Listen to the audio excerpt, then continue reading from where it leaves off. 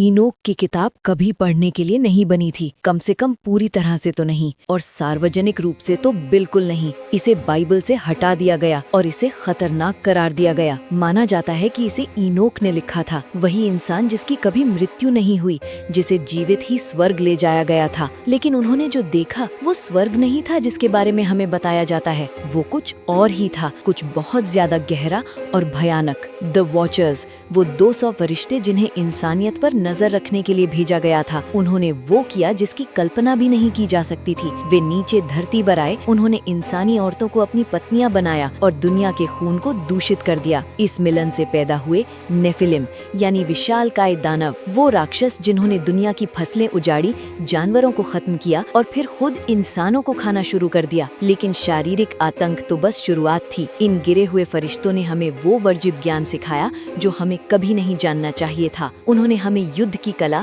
और घातक हथियार बनाना सिखाया। उन्होंने हमें जादू टोना, सितारों का विज्ञान और शरीर को बदलने के तरीके सिखाए। उन्होंने हमें खुद को तबाह करने के वो औजार थमा दिए जिनके लिए इंसान अभी तैयार नहीं था। जब महान प्रलय आई तो वो सिर्फ इंसानों की सजा नहीं थी, वो एक बायोलॉजिकल क्वारंटीन था, उस असफल प्रयोग के सबूतों को मिटाने की एक हताश कोशिश। लेकिन इनोक एक ऐसी सच्चाई उजागर करते हैं जिसे धार्मिक नेताओं ने सदियों तक छिपाने की कोशिश की, कि जब उन राक्षसों के शरीर खत्म हुए तो उनकी आत्माएं कहीं नहीं गईं। आधा फरिश्ता और आधा इंसान होने के कारण उनके लिए न स्वर्ग में जगह थी न मृतकों की दुनिया में। इनोक का दावा है कि आज के डीमंस यानी शैतानी रूहें कोई गिरे हुए फरिश्ते नहीं हैं, बल्कि उन्हीं मरे हुए राक्षसों की बिना शरीर की रूहें हैं।